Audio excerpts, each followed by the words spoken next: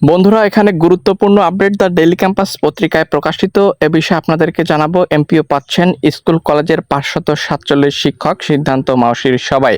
11 September 2025 তারিখে নতুন প্রকাশিত বেসরকারি শিক্ষা প্রতিষ্ঠানে নিয়োগ পাওয়া 547 জন শিক্ষককে এমপিওভুক্ত করার সিদ্ধান্ত নিয়েছে সরকার তথা মাধ্যমিক ও উচ্চ শিক্ষা অধিদপ্তর। চলুন দেখে নেওয়া যাক এখানে বিস্তারিত কি কি আপডেট ইনফরমেশন রয়েছে।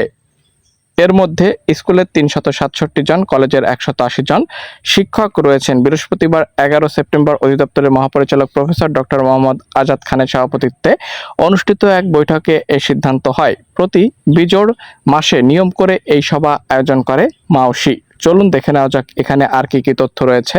সবার সিদ্ধান্ত অনুযায়ী এমপিও প্রাপ্ত 547 শিক্ষক ও কর্মচারীর মধ্যে স্কুলে বরিশাল অঞ্চলে 23 জন, চট্টগ্রামে 2, কুমিল্লা 2, ঢাকা 34, খুলনা 40, ময়মনসিংহ 32, রাজশাহী 98, রংপুর 131 এবং সিলেট অঞ্চলে 5 জনকে এমপিভুক্ত করার সিদ্ধান্ত নেওয়া হয়েছে। অন্যদিকে কলেজে দেখতে পাচ্ছেন বরিশাল অঞ্চলে 27 জন, চট্টগ্রামে 2 জন, কুমিল্লায় 4 জন, এখানে ঢাকায় 40, খুলনায় 9, ময়মনসিংহ 9, রাজশাহী 41, রংপুর 43 এবং সিলেট অঞ্চলে 5 জনকে এমপিভুক্ত করার সিদ্ধান্ত গ্রহণ করা হয়েছে। এখানে বিষয়ে সর্বশেষ প্রকাশিত আপডেট নিউজ রয়েছে। আপনারা যারা এমপিভুক্ত শিক্ষক কর্মচারী আছেন, আশা করছি আজকের এই ভিডিওটি আপনাদের জন্য যথেষ্ট ইনফরমেটিভ হয়েছে। ভিডিও ভালো লাগলে চ্যানেলটিকে সাবস্ক্রাইব করুন। ধন্যবাদ।